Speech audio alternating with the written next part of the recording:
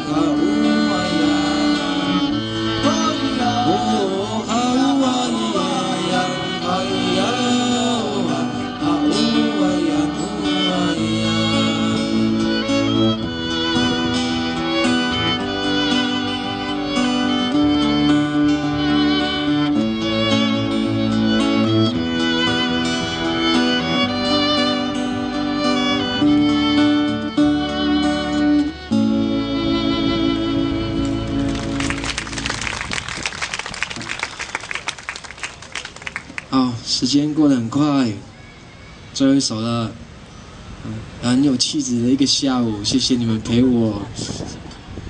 虽然没有咖啡，但是有好音乐。我也要介绍一下我的乐手，大提琴手宋月，然后小提琴手张黎，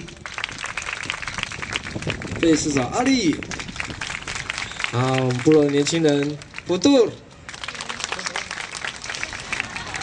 我挥手，人家怎么知道你是谁？麻药，昂爱，我是署命。接下来我们会有一个，如果你还喜欢署命的话，我们会有一个所谓的森林系巡回演唱会，就好像在这座森林一样，森林什么都有。我想说，在这次巡回里面，分享给更多的朋友听，希望也为我的拉铁粉寻找更多的学弟妹，茁壮我们的团体。好，最后一首歌了哦，不要太想我。你还可以上网络 YouTube， 没的话买电影票看电影啊。我年轻的时候，你知道多么的好，你说出来了，我想讲这个，对，是对的。我年轻的时候是帅，另外一种帅。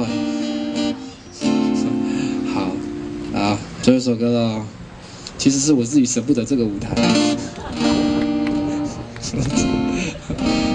好啊，还有什么话没有讲到的啊？有吗？没有。你们也可以聊聊天啊，没关系啊。我很怕带我这样的团体去部落表演的时候，下面都在聊天，部落听不懂这种的，他只是觉得这个吉他怎么是这样拿？哎呀，对不起啊。真的你要好好介绍我们部落的长辈，这个吉他不是吉他，他长得很像那大提琴。有机会了，因为我要带他们去台东了。你不要笑太开心，你的很小呢。吉他那么小，哇，你的怎么办？太大了那个吉他。然后好像没看过，你一直拿锯子要锯你的吉他干什么？我会把那个回去部落巡回的画面剪精彩片段放在部落，放在 Facebook 啊。鼓掌什么意思？你们很想看？有时候我讲话你们不要太认真听好不好？说就好了啊，不用做任何的回应。唱歌可以给我一点鼓励，我会觉得感谢你们，谢谢你们给原住民青年一次机会。